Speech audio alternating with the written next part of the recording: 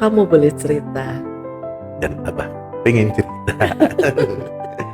Banyak cerita Bu, Oh iya. karena banyak ayah yang curhat. Jadi kita di angkringan tuh curhat para ayah. Cerita Waduh. menceritakan tentang istrinya, Gitu tentang ya. anaknya. Ayah juga bisa bicara Kirain sebenarnya.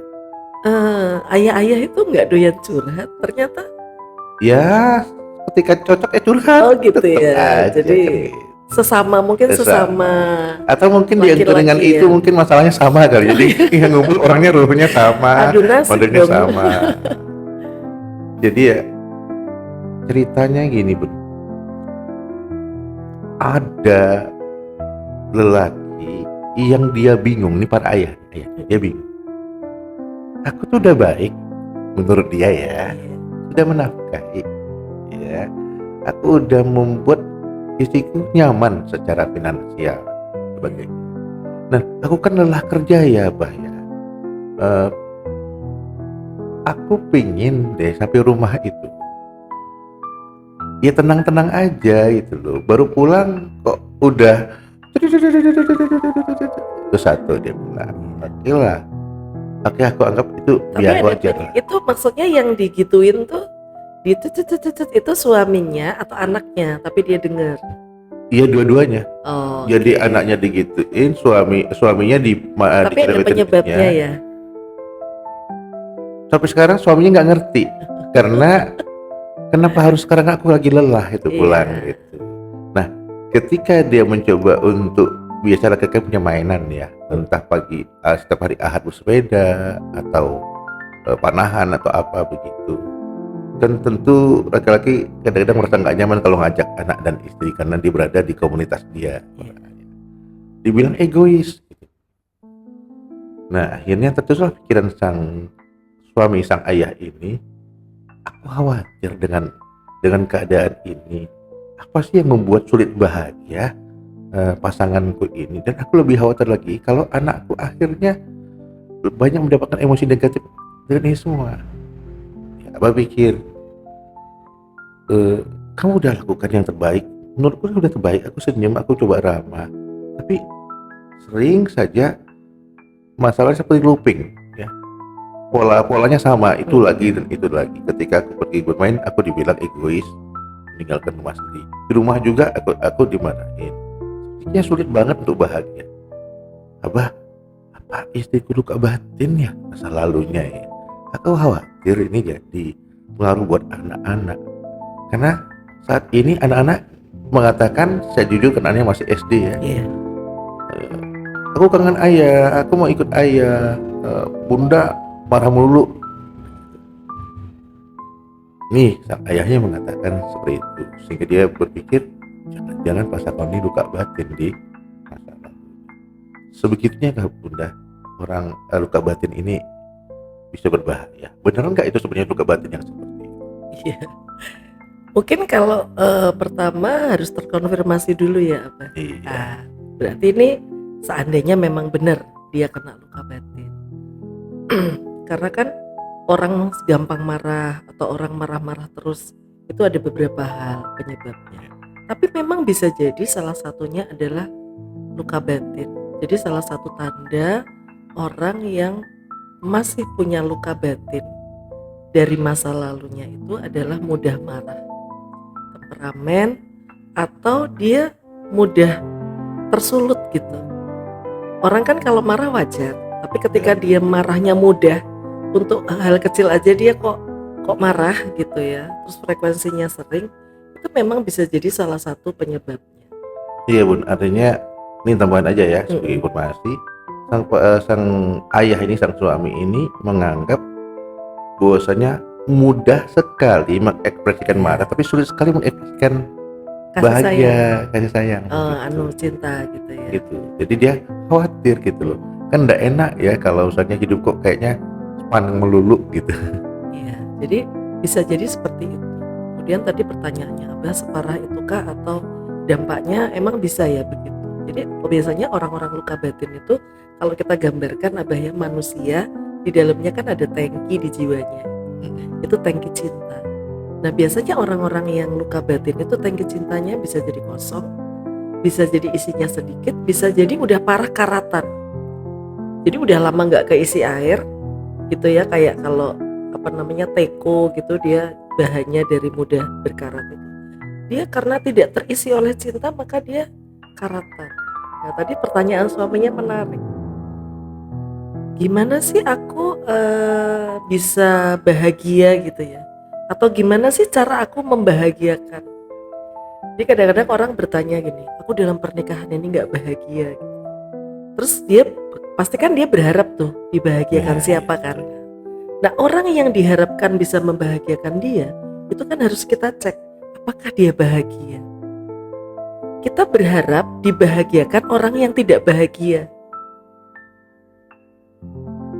kan nggak mungkin gitu kan. Nah jadi kalau kita berharap nih orang ini bahagiain aku, pastikan dia bahagia dulu.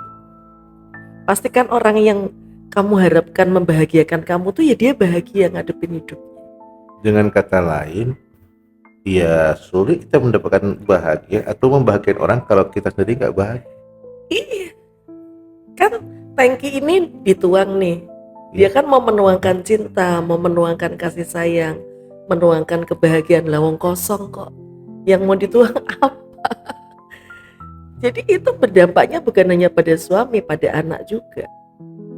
Atau jangan-jangan suaminya juga luka batin. Nah bisa jadi seperti itu Abah. Maka yang perlu Terlalu luka dilakukan, jadi pengen dibahagiain banget ya, sehingga bahagia sedikit aja kurang terasa gitu. iya makanya kan kalau dinamakan sehat mental itu orang ini pakai bahasa yang sederhana yang gampang dimengerti ya. Dia nggak butuh validasi. Jadi orang-orang yang sehat mental itu nggak butuh validasi, nggak butuh dibilang pinter, nggak butuh dibilang cantik, nggak butuh dibilang keren. Dia nggak butuh itu, nggak butuh Kan dibilang manusiawi tuh baik. Bun, kalau orang butuh itu Bun. Dia nggak perlu orang bilang gitu. Oh nggak perlu ya. Iya, Ya, jadi kamu. dia nggak perlu gini. Aku sudah gini-gini, tapi dia terima kasih pun enggak. Artinya kalau ketika ada orang yang memberikan rasa terima kasih, alhamdulillah. Nah, Kalau iya nggak kan ada ya beda. udah, Iya. beda ya. Tapi kalau dia minta, dia asking gitu kan, dia request. Nah, itu berarti something. Maka kalau orang yang sehat mentalnya dia nggak butuh validasi. Gitu. Terus kalau orang sehat mentalnya dia tidak merasa kesepian. Tidak harus ditemenin orang. Tidak mudah marah, ya kedua tidak merasa kesepian. Iya, yang ketiga dia tidak mudah marah. Karena dia akan berpikir, contohnya walaupun mungkin kesannya kalimat itu menyakitkan. Katakanlah Abah tuh ngeledek saya, secara fisik ngeledek saya. Bunda kenapa kayak gitu? Kalau saya tidak merasa seperti itu dan saya tidak merasa bahwa kekurangan fisik saya itu menjadi masalah buat saya, ngapain saya marah? Nah, jadi memang ada beberapa tanda orang itu Jadi, dia yang pertama tadi apa Bun? yang pertama tadi dia tidak butuh validasi. Tidak butuh validasi. Yang kedua, dia tidak merasa kesepian. tidak merasa kesepian. Jadi walaupun orang kesepian itu bukan sepi ya. Bukan sepi dalam arti situasi tidak ada Iya, orang kadang apa orang kesepian rame pun dia bisa merasa sepi. Gitu, kayak dia mau datang nih ke kondangan, cari temen dong, aku nggak bisa sendiri, aku harus ada temennya. Something. Nah, ada sesuatu di dalam diri kamu. Terus yang ketiga, tidak mudah marah. Terus yang keempat Abah, ini kelihatannya baik. Orang yang selalu ingin menyenangkan orang lain. pleasure ya. Iya, ternyata orang yang ingin selalu menyenangkan orang lain dan berpikir bahwa kebahagiaan orang lain itu tanggung jawab dia, itu karena dia waktu kecilnya jarang dibahagiakan. Atau waktu Tapi kadang-kadang dengan kata-kata yang bagus loh Bun. Hmm. Kalimatnya, aku bahagia kalau bisa membahagiakan orang lain. Iya, Ya begitu. iya alhamdulillah Alhamdulillah kalau seperti itu. kenyataannya begitu ya. Tapi kalau dia sampai babak belur untuk membahagiakan orang lain itu kan bahaya. Ya kan? Dia saking ya udah deh nggak apa-apa, aku begini yang penting kamu bahagia. Karena di masa lalunya Di masa lalunya dia sering tidak mendapatkan kebahagiaan, jadi dia kayak kepengen membalas itu. Jadi kan respon itu ada dua apa? Dia respon yang negatif, memang dia niru seperti yang rasa sakit yang dia alami. Yang kedua, dia justru membalas. Contoh ya, ada seorang bapak, dia itu waktu kecil diabaikan orang tuanya karena orang tuanya sibuk berdagang. Suami istri itu berdagang gitu, bapak ibunya mereka. Jadi dia tuh merasa kayak diabaikan. Ketika dia punya anak, diprotek semuanya. Nggak boleh main kotor, nggak boleh main tanah, nggak boleh ini, nggak boleh itu, nggak boleh main di pantai, takut nanti kegulung ombak, nggak boleh ini, nggak, pokoknya diprotek lah. Itu kan kebalikannya, tapi over gitu kan. Jadi bisa jadi tadi merespon dia nggak peduli sama orang lain ketika dulu dia tidak diperdulikan, tapi justru bisa jadi dia malah memberikan yang orang nggak minta aja dia beri, atau orang minta harusnya nggak dia beri, dia beri. Apa sih yang diharapkan dia dari itu? Ya tadi kayak orang seneng, dia merasa berjasa, dia ini merasa punya jasa. Artinya Dia ketika seneng, orang dia tidak pengen terima kasih, ngerasain seneng yang dulu dia Iya. rasain. kalau dia orang yang justru dikasih malah menyakitin dia gimana? Ya mungkin itu nanti beda lagi ya. Tapi yang jelas harapan dia, kalau itu kan mungkin fakta kan bisa jadi nggak sesuai harapan. Tapi yang jelas harapan dia adalah dia kepengennya orang tuh seneng seperti yang mungkin dia rasain. Dulu orang bisa seneng nolong dia. Harapan dia dulu gitu. Nah dia mau eksekusi sekarang. Gitu. Dan banyak hal lagi ya, ada beberapa hal lagi. Nah salah satunya tadi yang marah-marah. Kalau mau paling akurat adalah ditanya, kamu dulu pernah nggak punya peristiwa, ada kejadian atau peristiwa yang bikin kamu tuh sampai sekarang pun ketika kamu bercerita tuh masih ada yang mendesir di dada? Atau kita bisa kalibrasi dengan saat dia bercerita bibirnya bergerak, bergetar, atau berambangi itu bahasa Indonesianya berkaca-kaca. Nah, berkaca-kaca, atau bahkan dia nangis. Bercerita tentang itu tuh dia masih nangis gitu. Itu biasanya dia masih membawa luka batin sampai dia dewasa. Jadi beda ya dengan orang yang sudah lepas dari itu. Iya, Belum jadi bercerita. misalnya nih, dia merasa sakit waktu kecil, tapi dia ceritanya gini, tahu nggak sih dulu aku pernah gini. Dia ceritanya tuh sambil kayak santai, atau dia sudah bisa mentertawakan kebodohan dia. Tahu nggak sih dulu aku tuh nggak pinter banget sih dulu, tapi dia bisa mentertawakan, itu berarti dia udah selesai. Tapi kalau dia masih punya indikator yang kayak tadi, bisa jadi dia memang masih menyimpan luka batin di masa lalunya dia. Nah, support system itu itu salah satu cara yang efektif untuk mengobati. Selain diri kita sendiri, kan memang kalau mau sembuh ya harus kesadaran kita kan. Dan Itu paling awal. iya, jangan nyalain kayak dulu gini, dulu gara-gara orang tuaku, gara-gara ini aku. Kalau saya ngasih batas anak boleh seperti itu maksimal 15 tahun. Ya. Kalau udah di atas 15 tahun dia sudah nggak boleh cari alasan atau mencari kambing hitam, meskipun itu faktanya begitu. Dia harus sudah kayak ke dirinya sendiri, ya ini keputusanku, aku mau berubah apa enggak. Nah, jadi dia sadar dia mau sembuh, kemudian support system. Kalau dia sudah bersuami atau sudah beristri, mereka bisa saling support. Makanya penting untuk bercerita. Hanya saja kan ada orang memilih bercerita dengan cara yang salah. Misalkan begini, dia curhat sama orang yang punya masalah yang sama, kan terjadi penggandaan rasa ya. Bisa-bisa buat komunitas nih paguyuban nih kan gitu kan. Bukan menyelesaikan masalah, tapi hanya merilis emosi habisnya. Malah mungkin saling support tapi negatif ya. Negatif ya, merasa sebagai sama-sama victim lah, korban kejahatan. Ada juga orang yang curhat sama orang yang punya karakter yang sama, akhirnya mencari pembenaran, validasi dan sebagainya. Ya, jarang sekali ada orang yang curhat sama orang yang punya karakter beda, tentunya lekit kadang-kadang masukannya ya, atau sama orang yang ahli. Nah, bicara masalah luka batin ini, bisa nggak luka batin itu parahnya sudah level misalnya level B naik ke level A? Maksudnya artinya sebenarnya dari masa lalu tuh cuman sampai level C lah gitu ya, rendah terus lah. jadi semakin Semakin luka batin semakin parah. bisa aja Apa faktor yang mempengaruhi? kejadian setelah itu. Jadi kan pikiran bawah sadar kita tuh akan merespon cenderung hal yang sama, merespon dengan cara yang sama untuk hal yang punya kemiripan. Jadi misalnya dulu dia waktu kecil luka batinnya itu melihat orang tuanya bertengkar misalnya. Nah pas dia udah gede kayak gini, terus dia ngelihat atau dia mengalami dari suaminya itu galak banget sama dia, akhirnya mereka bertengkar seperti kayak orang tuanya dulu. Itu malah bisa tambah, Ya bahkan mengulangi kesalahan yang sama orang tua bisa sama.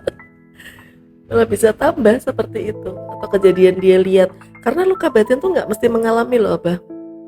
Jadi kayak anak gitu ngelihat sering hampir setiap hari orang tuanya bertengkar, itu juga bisa kena luka batin.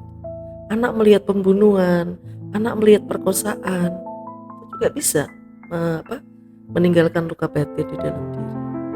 Terus dia baca berita tentang perkosaan gitu, atau dia lihat lagi misalnya kayak gitu, atau dia lihat apalah gitu, itu bisa seperti itu. Ya, kayak efek menonton film ya, film horor gitu ya. Iya. Film horor terus. Iya, gitu. film horor nanti kan pikirannya jadi ke situ gitu Ya, kan. gitu. Itu bisa tambah kuat. Ada kemungkinan nggak bisa kerja orang punya luka batin, dia nggak perlu orang lain, nggak perlu lingkungan, nggak perlu konselor bahkan, tapi Untuk dia bisa, mengobati dirinya sendiri. iya. Ya, Jadi ada yang namanya EQ, Adversity Quotient. adversity coach. Jadi itu adalah kecerdasan menghadapi masalah. Itu ada juga dia bawa Abah. Maksudnya, Dia sudah bawa dari lahir. Makanya ada orang yang rendah tingkatnya kan kayak IQ. Oh, IQ itu kan ada yang gitu. tinggi, ada yang rendah, ada yang sedang. Dia memang udah bawa gitu. Dikuatkan dengan pengalaman-pengalaman hidup.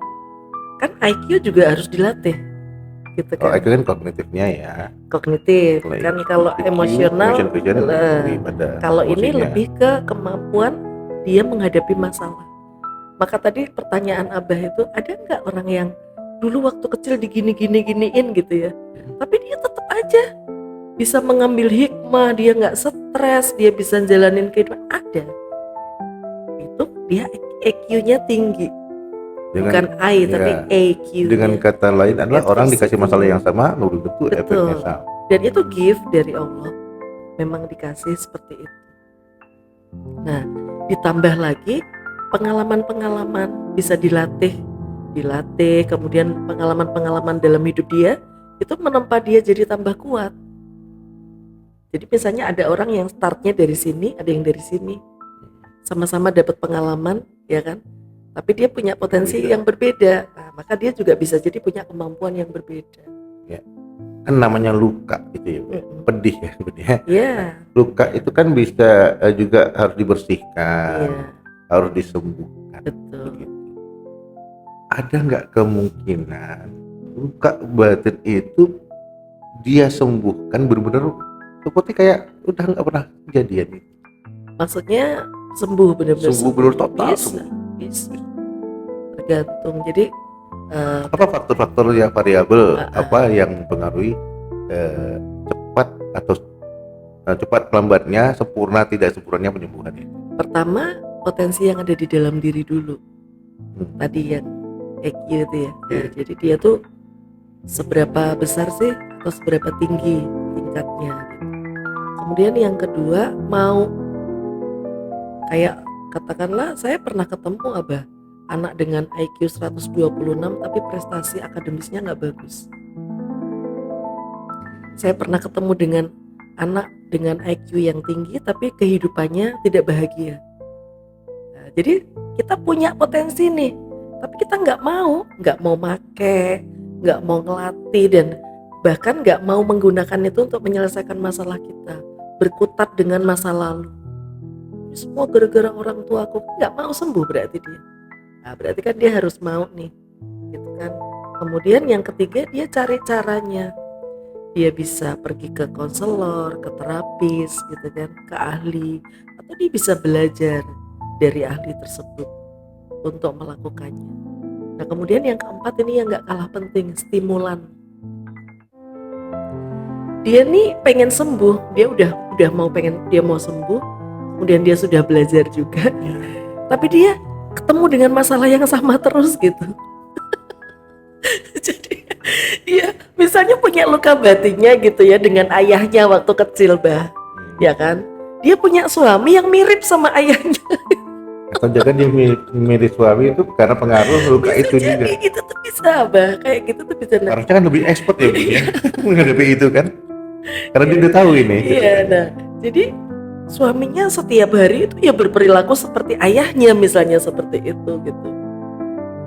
Stimulannya kan ada terus, maka ini kan harus diperbaiki gitu. Jadi ini ada beberapa faktor dan itu bisa bertahun-tahun loh Mbak.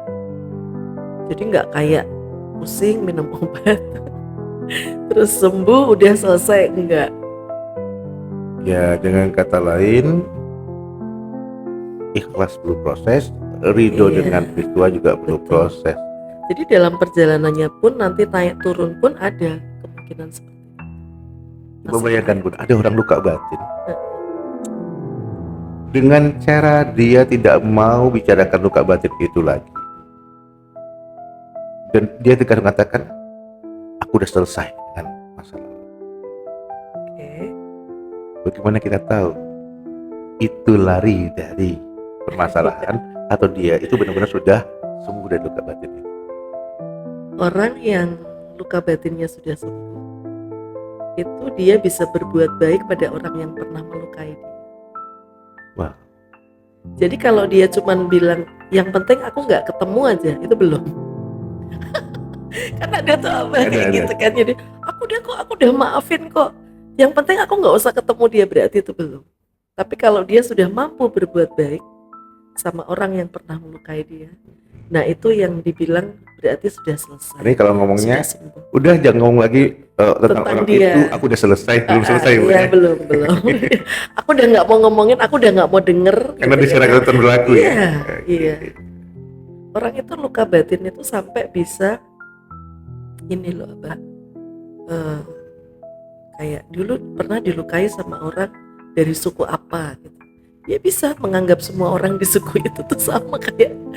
Iya, makanya kalau kita dengar orang bercerita seperti itu, nah ini nih belum selesai nih luka dia, orang suku ini tuh begini, orang aku udah tahu orang ini tuh kayak gini kebanyakan, padahal sebenarnya perilaku yang dia sebutkan bisa aja di suku dia gitu.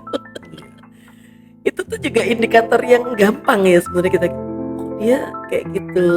Ini apa sedang bayangin? Tipikal. Ini apa sedang bayangin sulitnya kalau ada orang jangan ngomong kata-kata luka batin. Ya Lebih gawat lagi dia itu. berusaha lari. Saya lari. Iya, karena kalau dia sembuh nggak ada masalah dengan kata-kata luka batin. Dia berusaha lari, tidak mau Tapi membicarakan. kalau dia dikatakan kan itu jadi lebih baik bagi saya bisa fokus ke yang lain. Dia sedang berproses. Nah, Dalam cuman proses. dia pun harus menyadari dalam proses itu. Kalau dia seperti itu, dia denial namanya. Iya, Dia nggak nah, mau menerima kalau dia itu sebenarnya lagi berproses.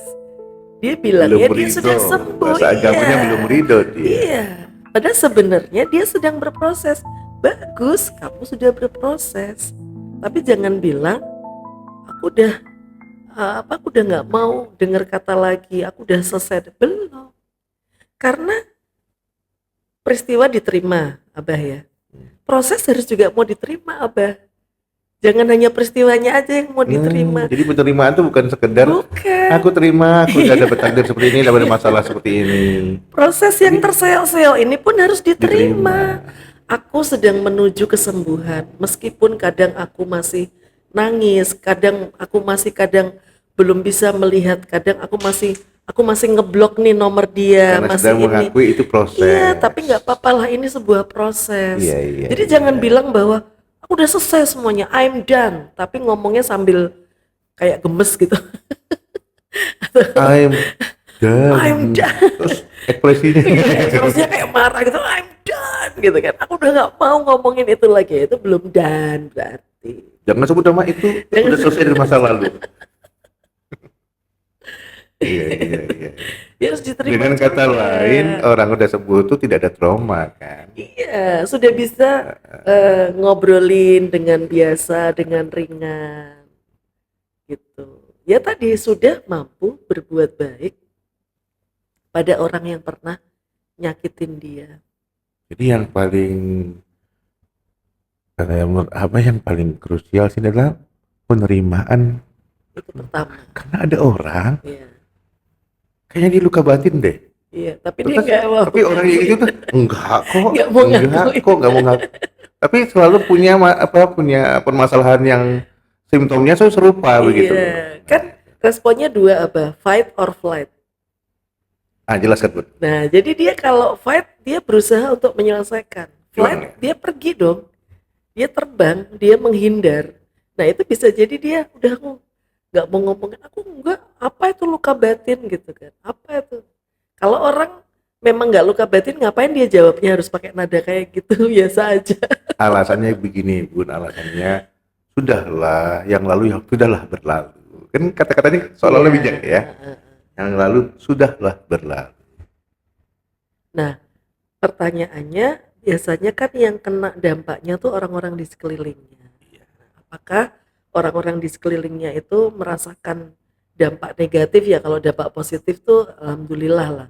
Kalau dampak negatif, misalnya kayak dia sama anaknya, sama istri atau sama suaminya, sensitif tadi kayak contohnya tadi yang kasus yang Abah ceritakan, sampai suaminya kebingungan, gimana sih caranya Membahagiakan. aku membahagiakan. Nah, nih Abah ini ada yang unik loh. Misalnya nih pasangan, aku nggak bahagia menikah denganmu gitu. Selama kita, kamu bisa ngomong kayak gitu, ini sudah 20 tahun gitu kan, ini sudah 25 tahun. Terus kata si pasangannya yang merasa tidak bisa membahagiakan tuh bilang kayak gini, gimana bisa aku nggak membahagiakan kamu, semua yang kamu minta aku kasih. Kan Nah, gitu. bisa alasannya gitu ya, Gitu ya, klasiknya. gitu. Tulisannya gitu. Aku suami yang gini gini gini, tapi kadang lupa satu hal, bertanya apa yang membuatmu bahagia. Jadi kadang-kadang kita tuh sok tahu pengen bahagiain pasangan kita, Iya, kayak tapi kasus tadi kita kan. lupa nanya Apa yang buat kamu apa bahagia? yang bikin kamu bahagia. Jangan-jangan yang diberikan selama ini tuh bukan yang dia menurut dia bikin bahagia gitu. Dia dapat duit banyak, dia Iya cuma tadi kan. minta waktu sama suaminya, Ya, gitu kan. itu Tapi nggak ngobrol. pernah ditanya gitu kan.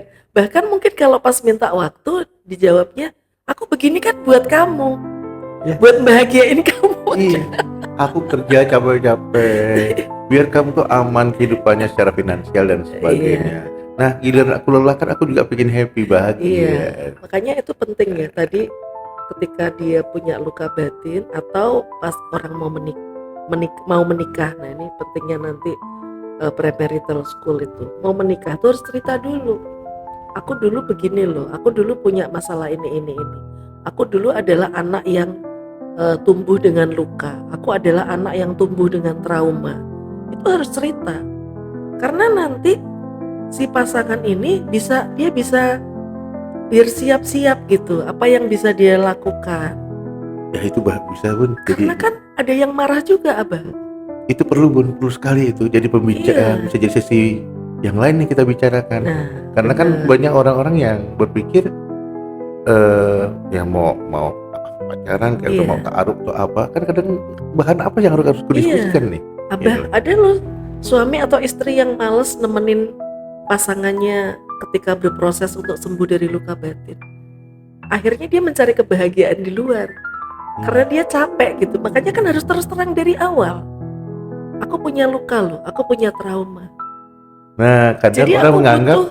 kadang-kadang orang menganggap begini, kamu kurang bersyukur, satu. Yang kedua, kamu buka aib masa lalu. Kadang-kadang begitu Bun, biasnya ke situ jadinya. Karena support system itu penting. Jadi kayak tadi suaminya tanya aja ke istrinya, kamu punya, kalau dia menduga-duga ya kan, Ya, tanya untuk mengkonfirmasi. kamu punya trauma ini enggak? Iya gitu. Terus kadang-kadang jawaban pertama itu belum tentu jawaban yang sebenarnya. Maksudnya gimana? Enggak, nggak kenapa-napa tuh digali lebih dalam, ditanya lagi gitu. Kamu pernah nggak mengalami mungkin dimarahin, melihat pertengkaran, atau kamu bertengkar hebat, atau kamu pernah kena kekerasan fisik atau kekerasan ini atau kekerasan seksual misalnya, kan bisa jadi seperti itu kan, tapi dia berusaha untuk menyimpan. Karena saya dulu pernah punya klien, dia tidak mau menikah karena dia pernah dapat kekerasan seksual, terus dia malah pacaran. Waktu itu ya dia pacaran 2 minggu 3 minggu putus, pacaran lagi 2 minggu putus. Saya tanya kenapa, karena saya tahu besok saya tidak akan menikah, kata dia gitu.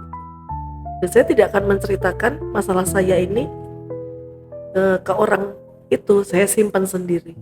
Ada yang memang kepengen nyimpen, maka jawaban pertama itu belum tentu jawaban yang sesungguhnya, harus digali lagi gitu. Dan dia memang udah menyediakan diri, oh ya besok aku menikah sama kamu jadi suamimu, aku mau deh bantu kamu, support kamu untuk, karena ada yang nggak mau juga. Ya udah kita deal-dealan di awal gitu Abah. Kalau nggak mau ya udah. Jadi kayak di depan daripada di belakang gitu kan. Nah ini esensi ta'aruf atau apapun namanya, dengan istilah macam-macam tuh kadang-kadang hanya terjebak di istilah, lupa dengan bagaimana kita berkenalan. Kan itu tadi Bun, kadang khawatir nanti kalau dia tahu dia akan mundur. Iya, padahal memang harus justru dibuka, nanti malah bisa dibantu. Karena ada memang gini ya, sekarang dia udah punya nih Abah luka batin. Terus dia berharap si pasangannya ini support sistemnya dia untuk sembuh. Malah nambahin. Karena dia kesel kan, gini, aku capek aku dampingin kamu. Gini, aku kan juga kepengen, mungkin dia juga punya luka batin kan. Aku juga kepengen diperhatiin bla bla bla bla. Nah ini bukannya sembuh malah makin parah. Iya, kasus itu yang terjadi Bun. Ada kan? Kasus seperti itu. Dia menemuin pasangannya, harapannya ada pasangannya akan sembuh dengan sendirinya seiring waktu, tapi dia kelelahan menghadapi pasangan. Nah, gitu misalnya ditegur, terus kenapa ya kan? Padahal mungkin aku negurnya biasa, wah aku pengen didik istriku, tapi kok dia seperti itu. Karena menegur kita ini misalnya tangan nih luka, ya kan? Terus terantuk meja ini.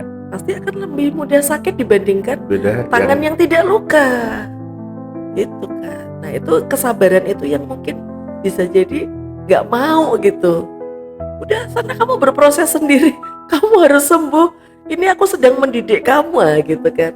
Bisa jadi kayak gitu. Jadi mending dibicarain di awal. Kalau yang udah terlanjur jadi suami istri ya silakan dicek kalau pasangannya masing-masing itu gampang marah, gampang tersinggung, terus people pleaser misalnya gitu kan. Tipe orang yang nggak berani nolak, nggak bisa, ingin nyenengin orang lain terus. Iya, terus takut kesepian.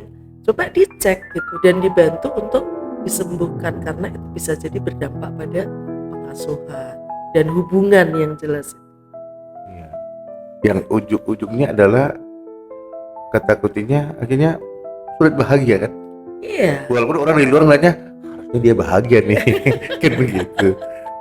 Ya bayangkan Bun, misalnya pasangannya sudah memberikan dia nafkah, lahir batin bagus, punya rumah, punya secara visual udah deh lu bakal bahagia deh, umroh tiap tahun dan sebagainya, tapi lupa menanyakan apa yang bikin kamu bahagia. Bisa nggak pertanyaannya apa yang buat bikin kamu sedih? Bisa, boleh.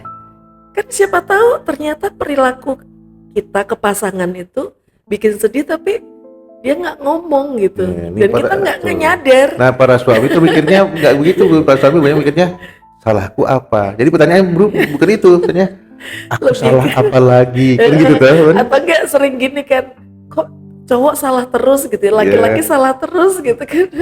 Padahal nggak tahu memang salahnya apa. Karena yang masalahnya bukan pernah salah atau benar, permasalahannya adalah dari mentalnya itu ada luka batin enggak gitu ya. Apa yang buat dia bahagia, apa yang buat dia. Bagaimana kalau ada yang tetap kekeh dengan mental blocknya mengatakan aku nggak luka, sehingga ketika ditanya apa yang buat kamu bahagia juga bingung dia menjawabnya. Iya, jadi gini Abah, salah satu faktor yang bikin orang berubah itu adalah ketika dia ketemu masalah. Jadi dia sudah tahu sebenarnya luka batin ini tuh mengganggu dia. Tapi karena dia belum ketemu masalah, maka dia belum berpikir atau bahkan belum mengakui uh, dia punya luka batin atau berpikir untuk nyembuhin gitu. Maka yang bilang, yang keresahan kayak Abah, gimana cara nyikapin orang itu? Karena kita mungkin merasakan masalah dari itu. Ya kan? Tapi orang itu kan nggak ketemu. Maka caranya adalah benturkan dia di masalah. Kalau dia dibenturin sama masalah dia masih kekeh, berarti masalah yang kita benturkan kurang besar. Harus lebih besar lagi. Kita untuk ngerubah orang itu, benturkan dia sama masalah.